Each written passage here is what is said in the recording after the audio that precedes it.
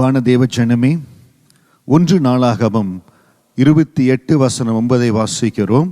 என் குமாரனாகிய சாலமோனே, நீ உன் பிதாவின் தேவனை அறிந்து அவரை உத்தம இருதயத்தோடும் உற்சாக மனதோடும் சேவி.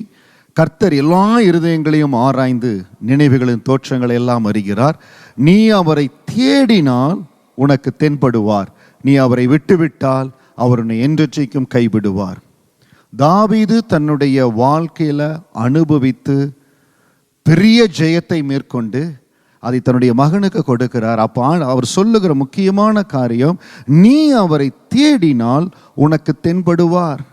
இன்றைக்கு ஆண்டவரை தேடுகிற தேவ பிள்ளைகள் ஒவ்வொருவருடைய வாழ்க்கையிலும் என் ஆண்டவர் தன்னை வெளிப்படுத்த ஆயத்தமாயிருக்கார். நீ தேடினால் அவர் தென்படுவார்.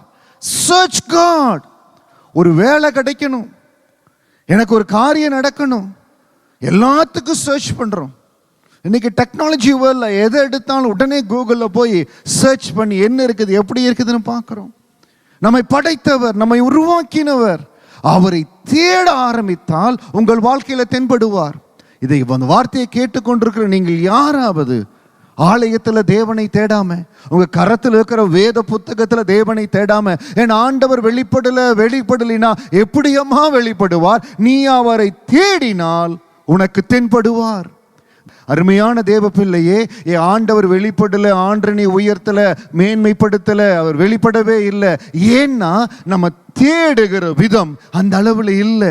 இன்னைக்கு முடிவு செய்யுங்க, வேதத்துல என் ஆண்டவரை தேடுவேன், அவர் பாதத்துல காத்திருக்கிற ஆண்டவரை தேடுவேன்.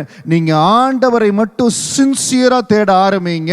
ஒரே வாரத்துக்குள்ள உங்க வாழ்க்கையில் ஆண்டவர் மகிமையாய் தென்படுவார், பெரிய காரியங்களை செய்வார், தேவன் உங்களை கரம் பிடித்து நடத்துவார். God bless you.